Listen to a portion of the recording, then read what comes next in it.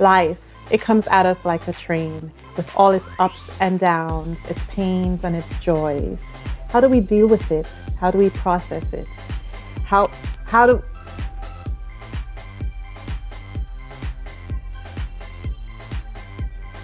what we learn from life and especially what we teach life back in return makes all of the difference. Welcome to Life Talks.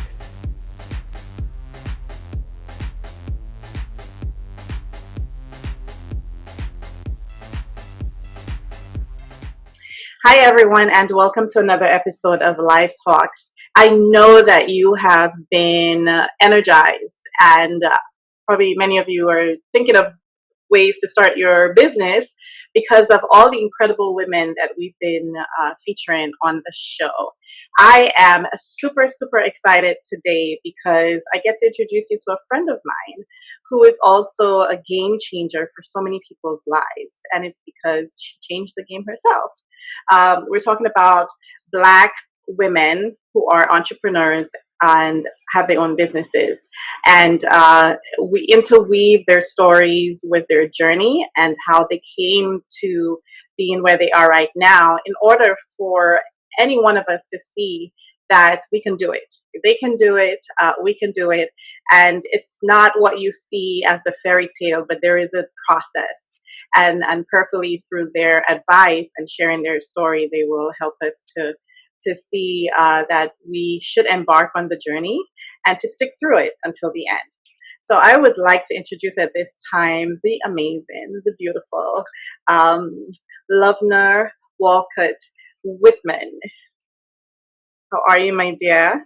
I'm doing great. Thank you so much for having me. It's a pleasure to be with you today.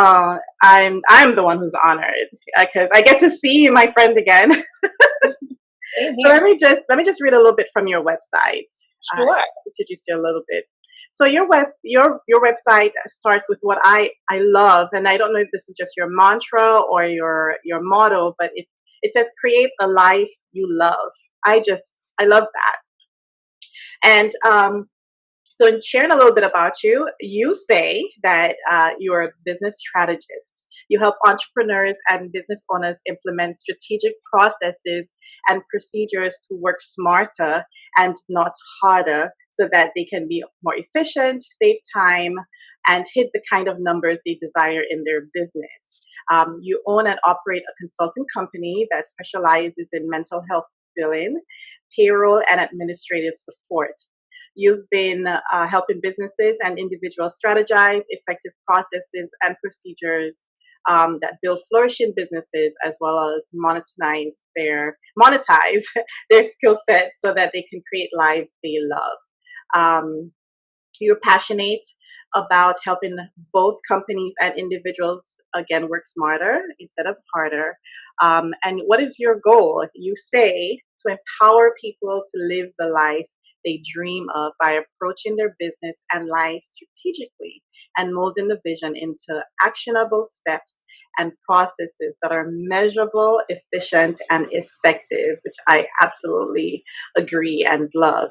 When Lovener is not working, she enjoys singing, cooking, laying on the beach, spending time with her family, and playing with her two boys.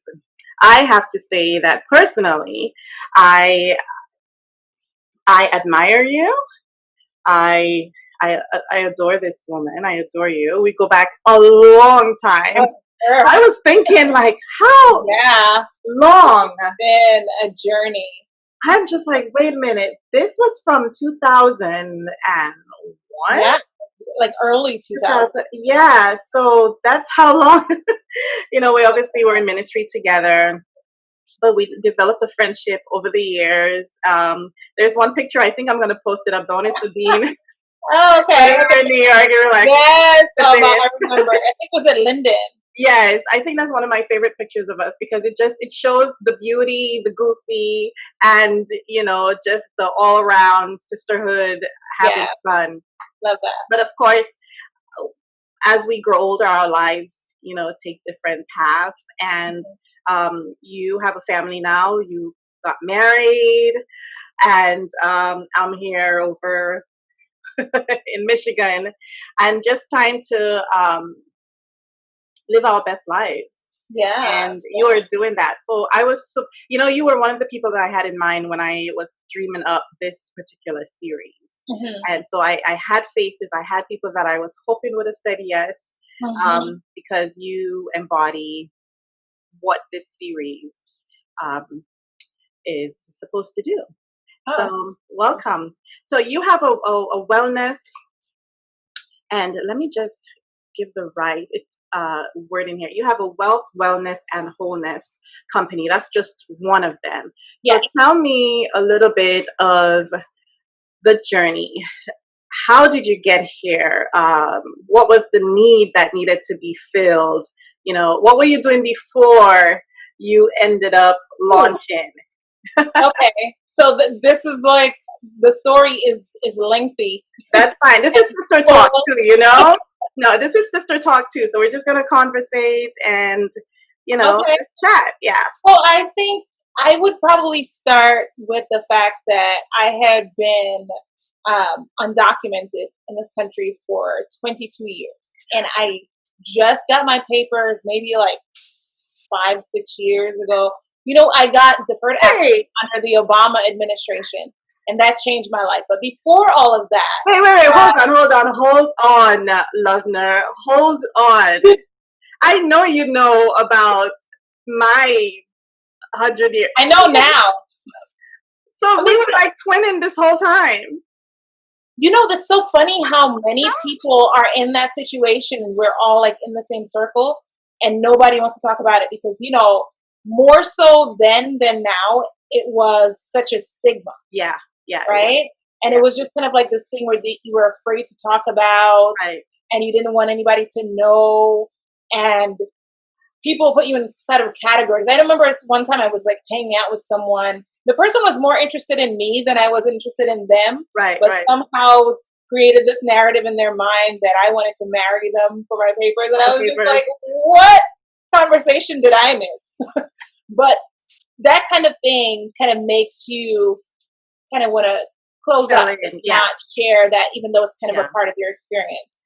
But the only reason I kind of say that is because, again, we were cool. We're friends for more than we're friends for more than about 20 years now. Yeah. And this is my 5th year having my green card also. Oh wow. And to see that we have been in small spaces, and you and I have had deep conversations about other deeply personal conversations, things, and we pretty much know each other's soul, and yet we didn't think about it, or just we were trying to survive too. Absolutely, that's the exact way to say it. And I think it's funny because you and I think we probably just don't even look like the idea that people put out there of what an undocumented immigrant looks like. Because people didn't know. So people are shocked that when I share, they're like, we thought you were like a citizen all along. I was like, no, but I'm not going to act like I'm not going to. I was told by one of the city legislatures in Bridgeport, right? Yeah. And one of the congressmen who was trying to help me, but Obama had not come into office yet. Right. And the DREAM Act was kind of floating around and other talk about it. Yeah. And Congress just was not passing anything. So he was trying to find any kind of way to help me because I came as a child, and there was nothing being passed. And he said to me, you know what? Your mentality has to change. You think as a citizen, you behave as a citizen, and live your life. So I wasn't gonna be the poster child in a sense of looking like it. I will advocate for it, but I live my life because this is the country I lived in. I couldn't go home. And so when people were like, you don't look, I was like, what is it supposed to look like? I guess I don't look like a lot of things I'm supposed to look like. Right. But that's the beauty of the story too. It's so interesting because a lot of people that I know that have been in that situation, I would have never guessed. Wow. I would have never guessed because they are, for the most part, what I've seen, and I'm sure there are exceptions to the rule like any other rule. Right. but they're very much go-getters. They're very Right. like strong hustlers. They're talented and just like they really want it. So when I think about people who are still in that predicament, especially when you come here as a child, Right. Right. it's heartbreaking to think that you can't exist. For me, it felt like I was like living in this glass box, and the top is open. It's just too far for me to reach, Right. and I can see the world, I can smell it, You but can't I touch can't it. touch it. That's right. Right. Yeah. And I'm like, I'm just as smart, if not more sometimes. I'm just as capable. I want it just as much. How come this isn't happening for me? And it's not a choice I made for myself. Right. But here we are. So that's where my story starts. Yeah. But you had a choice. You had a choice of letting that defeat you, Oh, absolutely. or that wall you talk about. If someone just imagined that glass room and then pour oil down the oil, the wall. So every time you try to climb up, Oh, yes. the system you just slide down. I remember for me when I graduated high school, I got scholarships to go to college.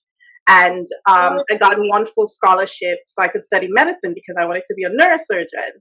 And, in America for immigrants, you can go to school up to high school.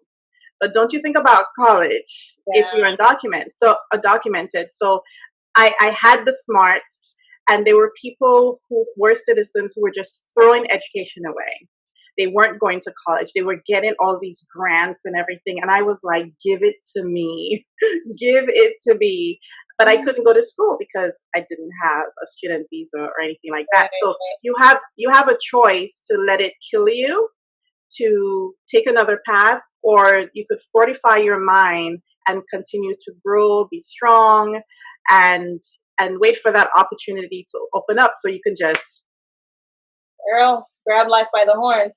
If I'm honest, there are points, especially because I didn't really understand my status when I was in high school until that point where I was graduating. I was getting all these scholarships. I was a good student.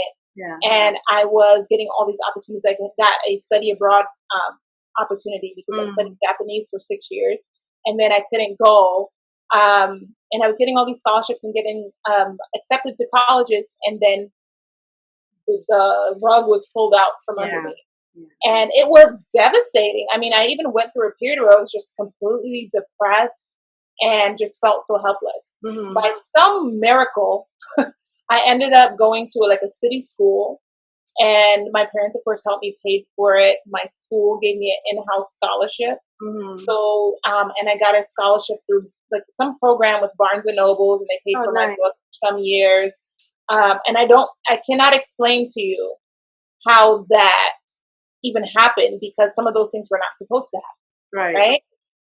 I had the tax ID number because my parents kind of conditioned me to pay my taxes and return my tithe. So that was wins in my mind. But when I graduated from college, it took me 5 years to finish college because I had to pay for it out of pocket. Right. And the good thing was I graduated with no debt, but then I couldn't get a job. Right. And then I ended up getting, people kept, because I think sometimes when I would tell people my status, they just would not believe me, mm-hmm. or they would, because I speak perfect American English. Right. I fit right in. And I got a job, and it was maybe about 5 minutes from my house. It was a healthcare center, but always wanted to work in healthcare because I wanted to be an anesthesiologist. I wanted to be a neurosurgeon. Our stories are such mirrors. Yeah. And the second week came, and it was time to do payroll, and payroll would not go through because my tax ID number is not a social security number. Right. And it was just like the most, I think part of the reason why it hurt so much is because I from the very beginning was like, this is not going to work. Right. I worked on the table. I did all the internships there where I wanted to know everything. You worked your way up. You did so hard work. Yes. Well, I mean, I was working maybe 4 or 5 jobs at a time just to make barely $500-$600 for the month at times. And then you have people take advantage, and people just use you, or people threaten you. I'm going to get you deported, that kind of stuff. It was an agonizing time. Mm. But at the same time, I still kind of reveled in my gifts. I pretty much got through college through singing, like singing at crusades. Remember, there was a period I was on everybody's crusade. There's that And one song everybody wanted you to do, Lord, You're Holy. like we have other songs, Right? but, Guilty. but that period of time, I think it Yeah. really fueled the hustle in me, and Yeah. it led me to this point where I was just like, never again will I be like not free. My desire for freedom is so huge because I felt so trapped Yeah. in that situation that was out of my control. And then the second part that kind of like pushed that even further was when I finally did get my working papers, because I didn't get my green card till maybe a couple years ago. But when I finally got my working papers through the deferred action under Obama, I have always been very good with money. So I used to save my money, and when you return tithe, the Lord just be pouring out all kinds of blessings. Right. So I had gotten this job at Mount Sinai Hospital in New York, which is really kind of like hard to get into. People always, trying to get in, and it was kind of like a sought after position. But me being so excited to have a legit job, to be out here, like just, professional woman, like, I've made it, mommy. I just took whatever they gave me. So I never thought about negotiating my salary. I never thought about, the possibility that I could be working. The reason why they keep giving me more work is because I'm the one that's actually doing the work when everybody else is kind of like passing the time. I don't know the game. I'm just happy to be here. Yeah. So I started kind of like picking up on that, and I learned how to do their payroll. This is how I realized that I was being underpaid. I had a degree, and some of the people I'm working with don't, and they don't even have more experience than me necessarily. They had a different hue than I did, but they didn't necessarily have more experience or more skills, and they're piling the work onto me. So just like working in youth ministries and in church, you learn so much organizational skills, people work, dealing with people on the customer service level, dealing with difficult people even.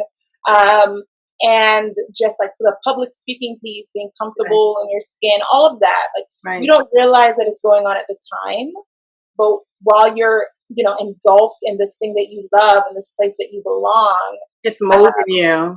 Yeah, it's really kind of like shaping you to be great in other spaces. So when I ended up getting married, which was kind of like, that was kind of out of the blue too. Like this guy just popped up. I remember. We'd been talking for like a year or so. We ended up moving, and I got pregnant right away. And that kind of like changed a lot for me, because my plan was to move to Texas. We're going to rent a place for a year, get to know the place, and really decide what we're going to do, plan our family, all of that. That went out the window. I left my job at the hospital, and I went there to start over, but now I'm pregnant. Nobody's going to want to hire me. And I kind of felt stuck. So I originally had gotten a remote position after searching for them. I'm like the FBI, I'll find it. Right? Yeah. And the woman, it was not the nicest person to work for. I don't know if you've ever had anybody like that. Just people who were like very narcissistic, just like not like something's going on with your soul. Right. And you passed it on to me. And now I'm mad. I don't even know why I'm mad. Right. But so I ended up staying there for a little while, and she kind of like had a revolving door. She just didn't deal well with people, didn't manage people. And I saved this company hundreds of thousands of dollars because it was tanking. And then it rejuvenated. When it was time for me to get my raise, then that became a problem. And she ended up letting me go while I was pregnant with my second child. And that feeling for me was just so unacceptable. Yeah. Right. And I always I've always had something on the side. It's because we're West Indian. This is what we do. Multiple streams. We always have something going just so it doesn't hurt when one thing disappears, Mhm. and you just never know. Um, and I just decided, well, I'm gonna have to make this work, right? Because I'm finally in a space in my life where I'm getting all the things that I wanted. You know, I have my family, I have my freedom, and I'm able to do all the things that I said I want to do. But now I feel like I have to choose. Mhm. Either I'm going to be a mom or I'm going to be the career woman that I've always wanted to be. And if I don't do it now, you know, I may miss my time. Yeah. So I just started looking for opportunities to use my skill set and find people that needed help in their businesses and use all the things I had learned from previous jobs that I had and things that I had volunteered for because I did all the internships there were. I Mhm. volunteered. I can't stay still. I don't know if you know, Yeah, I'm in the like that summer, too. I can't stay Yeah. still. I just wanted to, meet people, learn Yeah. things, and build my resume because I couldn't get a Job. job. Yeah. So when the opportunity does come, I was already prepared for it, and Right. I had the references, and I had the experience, and I could say I'm ready. Yeah. I'm really happy that you were specific in some of those details, Mhm. Sharon, because again, trying to help people understand the journey, the importance of the journey, not necessarily the destination, but Mhm. what you do in that dash, in the in between. Because from what I hear you saying, all of these little things you did that at that time were fillers or, you know, um, whether people meant it for evil, Mhm. uh, were part of your foundation to where you Absolutely. are today, to those life skills, to the work ethic, and even some of these odd jobs, that we may think it's just for the meantime. Yeah. We don't realize that they're teaching us. Um, Absolutely. I think about sometimes other processes where someone may say, and I know I have said it, well, this is just an odd job for now. This is just a for Yeah. now, but not paying attention to every single skill that you pick up along the way is going to help you be more successful in the next job and then the next job and then the next job. And for those who may feel frustrated that they're not getting paid, that it is not fair, Mhm. because they're not documented or um, this has nothing to do with the career that I want. I think for me and you sharing that story is to encourage people to not don't negate the little things. Yeah. That you will need that skill at some point. Just tuck it away, but do the job and do it well. Because as you say, that resume is built, and I know that sometimes folk are looked down for having that volunteer section on a Mhm. resume, but it's in those that you see where a lot of those smallest skills that we really need, are Exactly. developed. So I'm really happy for your authenticity Oh, I and appreciate that. your vulnerability. So you had the two boys now. Mhm. You had to choose. So I'm gonna run with my career or stay at home. Mhm. So there was a need there because you needed to do something that Yeah. would still satisfy your desire to be productive and be a businesswoman and enjoy your family Yeah. as a mom. So is this how all of this evolved? You starting to help people from home? So I just started kind of like looking. I was trying to figure out like how do I make this work. I know my sister-in-law, her husband worked from home. I and I had just found this job where I was able to work from home. And one thing that I want to point out in that period is when I started telling people about like my plans or my dream Dreams. for what I want to do, they were over here trying to kill my dreams. They're like, "That's not going to work. Your child is not any more special than anybody else." Or you need to go find somebody to take care of the kids and go, do whatever. just kind of like all the reasons why it's not going to work. And I just have to be like, I'm not you. Just because your dreams die don't mean mine have to. And after all the things that I've been through, I've had jobs under the table, cash jobs, or different situations that I've been in that have been absolutely horrific that I somehow got through. If I could figure it out then, why can I figure it out now? And as a mom, I'm sure you get this. Like, you figure some stuff out that you wouldn't otherwise have if you I wish there was a doctorate, an honorary doctorate given. Because we are, to me, world business owners. For real. It's like there's a child born, but there's also a mother born. There you go. Yeah. And that's a whole thing. Yeah. So I looked for different businesses that needed help. Let's say people were starting out, they were like practicing law by themselves and they needed some administrative assistance or they needed help with billing. I'm a numbers person. My undergraduate degree was in business management and finance. And then my master's degree, which I just recently got a couple years ago, is in healthcare administration, business administration. So I'm very like numbers oriented, organization, and so I just looked for companies that couldn't afford to hire a full-time person, but they needed help like a couple of hours a week, or they were willing to work with me and I was willing to work with them, and we just make it work. And then I just kind of like started getting more. And I always tried to go above and beyond for people because the referral was crucial, right?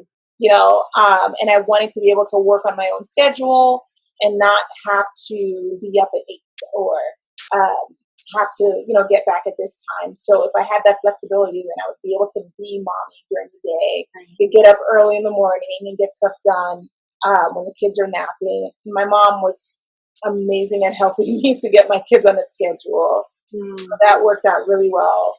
And that's pretty much how it started. And really, it was just a matter of consistency. And there are definitely days where I was just like, this is too much. I'm overwhelmed. I can't do this. But I just had to keep that end goal in mind. And really, I kept telling myself, I am not going back. That's right. That's right. I am not. Well, and that's good, because I was going to ask you, like, what is your driving force? And it shifts at times, but I think there's just one main one, but then at different times. So, you had your parenting, you wanted to be a mom, you wanted to be both, which women can absolutely do. Absolutely. I'm on a mission to prove this. This is my whole point. We've been told so many times that you can't. You stay at home with the kids, or you can't do both. And it's women like you who crash all stigmas that I sure well can, and I'm going to do it well, and I'm going to be an excellent mom, and I'm going to be an excellent businesswoman. So what is the force now that drives you? I think just this desire to be free. That's my underlying thing. I don't, I feel like I've spent so much time being controlled by circumstances or being controlled by external things. And it's so important to me to be able to truly enjoy my life. I want to be intentional about what my life looks like. Yeah. And a part of that is taking control of how I make money. If I can utilize my skills and the things that I've learned and the lessons that I've gathered along the way to be able to be of service to other people in a way that's beneficial to them and also beneficial to me, then I'm going to find a way to make that work. And that is really what the primary thing is for me. I want, like, right now, it's so scary to send your kids off to just some random place. You just don't even really know what to get in. Yeah. Right. And even sometimes when you're leaving your kids home with people, that can be dangerous too. Right. And, a lot of people don't have an option, and I get that. But for me, as a result of my own experiences, I just decided that I have to do this. So you created your option. Exactly. aha moment. You can create your option and Mm-hmm. choose your option, which will encapsulate everything you want to do. I think that's so freeing, even that, and I hope people are like, ah, I got it, you know. This seems to be a recurring theme through all of the shows that I've been doing, is this need to be free, this need to be your own unique self. Mm-hmm. In everybody's story, it seems like that's an undercurrent of, I want to do what I know I'm gifted to do. I want to do what I know I'm good at, Yeah. and not what people tell me that I should do. Um, but you guys are like a cut above the rest, where you took that extra step or whatever it was to make it happen. Mm-hmm. So with your consulting company of helping people create the life that they love, and being free, if I came to you, what is the first thing that you would say to me? What is the first question you would ask me?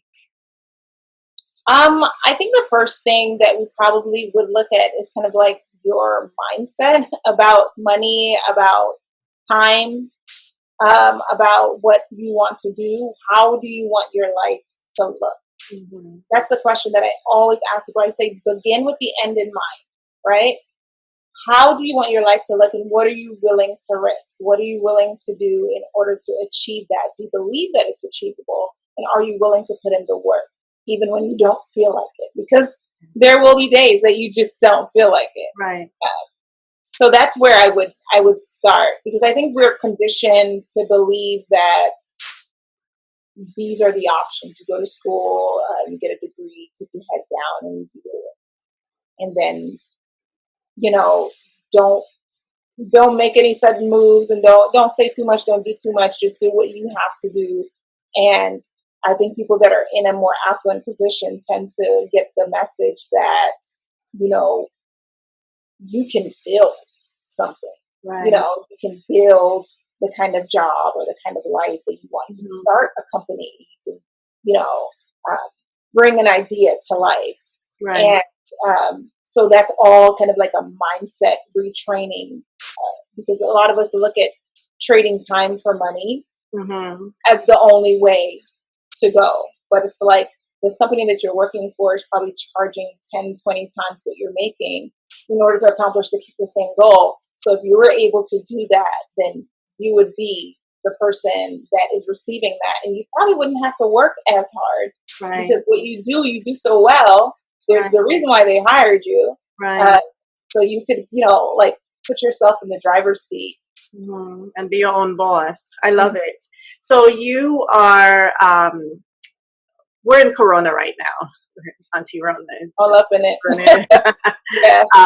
And so another beautiful thing I think about your place right now is that you provide services no matter where anyone is.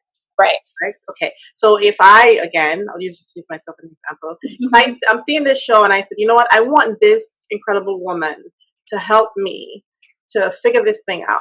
I want to bring my dream and visions to her and allow her to mentor me and to help me create this life that I live. I want to pour my investment into her helping me build. How would I find you?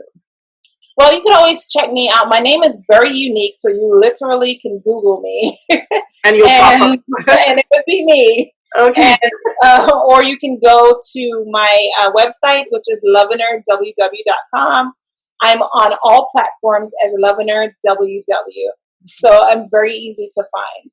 And we could just like hash it out, make a plan, plan your work your plan, and make it happen. Okay. And so aside from the consulting, you would start with me from step one and walk with me all the way through to where? Well, so business strategy is pretty much about making a plan and then executing that plan, right? So if you want to have an efficient, well-oiled machine, you really need to have systems in place that are repeatable and that are measurable, that you're getting results from, and then you kind of like revisit every now and then and set new goals and say, how are we going to achieve those goals? Because what I find that a lot of people do is they fall in love with the idea of a business. And the idea of working for themselves, and then it kind of just stops there. Or they'll have a business, but it's not profitable, or they're not really, they end up just kind of like owning a job. That makes sense. Wow. Right? So that's sobering. they're exerting all this energy and all this time and bogged down because they don't have effective systems. They don't know the right tools to use to automate things and to make it just easier to handle. And so I kind of like do like a think tank. A lot of times it's easier because I've done it so much, where I have ideas and I'm throwing at you and say, this is how this works. Here's an option. But just kind of like making it work around your life. So how, if you're selling a product, how are we going to get your audience to want to buy? How are we going to get the people that you need to get? How are we going to get you out of the spaces that you're confined to, where everybody that you know is selling to those same people and they got but so much money? And how we're going to expose you to other areas and other people who you may or may not have thought of, who you may or may not have been familiar with, to want your products. How are we going to get you corporate contracts so that you have a steady income in your business for months in and months out, and you're not just scraping for scraps here and there? And I think many people don't really think that far. They're just kind of like, oh, I love this thing, I'm good at this thing, and I just want to bake cookies and give them away because my heart is so beautiful. And that's great. But I'm the person that comes in and says, what can we monetize? Where in your business is there money that we can find so that you can maintain your business come hell or high water, come pandemic or not, and be able to kind of like hit the numbers so that if you want to leave your job, you can. If you want to go on a vacation, you can. I mean, right now, we're not going anywhere. Right. But that's really what I do. So it's really kind of just making the plan and working it out step by step, because it takes a lot of discipline to execute. A lot of us are good at planning, but we're not good at like executing it and getting it done. And that's where I come in. Awesome. So you have the raw conversation. You show the picture, you show the pretty stuff, the fluffy stuff, the hard stuff, and you present that picture, and then it's almost like, I feel like you're saying, is this what you want to do? And if this is what you want to do, I'm here to help you make it happen. It's kind of like performing surgery on an idea, right? Like I'm coming into, if your business is new, so you have different levels. There are people who are already established and they want to scale. And then there are people who are just starting out and they just want to make it make sense with a dollar sign, right? And so it's really kind of like depending on where you are, what your needs may be. My experience, my ideas, my expertise can kind of like get you to the next level. And I'm very big on profitability, because I feel like a lot of people just break even, or they are at that point where it's just like they have enough work to sustain them, but they're burnt out, or they're overwhelmed, and they don't know about, you can hire a virtual assistant for 5 hours a week, or they don't know that they can kind of like ask for help and delegate. That's a hard thing for us control. Yes. So so definitely kind of like depends on where you are, but kind of the same idea overall, just kind of getting you where you want to go. Awesome. Well, I am thoroughly impressed and proud of you. And I think knowing the journey makes it even more, I'm so much more excited for where you are right now. Like I said, we've had conversations when we were younger. And it's such a beautiful thing to see that you're living this dream. The smile of yours is genuine. You're truly happy. You're building, you're at peace. You have your family, you have your freedom. And the fact that you want to help other people, like the Harriet Tubman, right? I'm trying. You found your freedom, and now you're trying to help others. I'm trying. Some people love the bondage. Right. You've tasted it, and you're trying to say to folks, I'm out. Let me I love that. out. I love that. That's Out of what I it, see okay. exuding from you. And, as your sister friend, I just have to say that I am so happy, genuinely happy for you. Thank And, you. and praying just blessings upon blessings that you can't handle it. Because your journey is real. And I'm waiting for the book. I know. I keep hearing that. I need to work that At out. some point, you know how many people just want to read or see themselves in a success story, and especially with your grace, you're not selfish about it, you're not mean about it. They need to see more examples of women, and Black women who are not angry about where they've been, but they've taken it, and there's a grace and a joy that's exuding from coming free, but still very transparent about the story. And I feel that's what you bring to the table. And your name spells it all anyway. Lovener. It's taking me some time to kind of get comfortable with putting that out there. Yeah. That vulnerability piece is, I don't know if it's I always say it's like a West Indian thing because that's what I know. Yeah. Where we don't tell people our business. We don't talk, right? Yeah. But I really realize how powerful it is. The story. You're not the only one. Exactly. I look at one of my passions is kind of like people that are moms for the first time and what that entails, because I feel like, or just married for the first time, you have all these like fairy tale ideologies about how things are supposed to be, and that's not the truth at all. And then you get in there and you're just like, what is happening?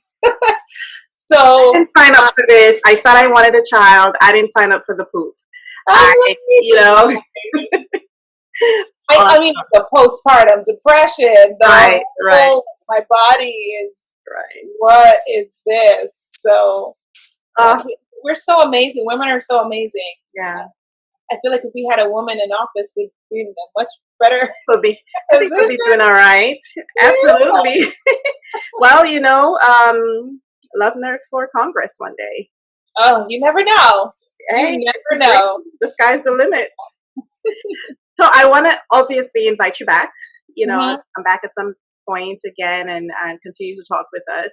And the website, Lovener, www.com, has been scrolling this whole time. So run, like dash. You're Jamaican, right? Yes. Yeah, like, what's the word they say? Like, in Jamaican terminology, come quick, right? What is it? I've been disowned. I've been here I'm a disgrace to my country. All right, so in American terms, run. Find yourself at the website and contact Lovener. And begin your freedom journey. I adore you. I thank you so much. Again, I'm so happy for you. I know I'm honorary auntie. And again, I can't say how much I am pleased to see your freedom. And we'll talk again. I love you. Absolutely. Love you too. Take care. Yes. So I looked for businesses and my thing just fell off. It sure did. Let's check to see if it's. So they won't notice that something just went missing from the wall. Edit attention to that. It will just disappear.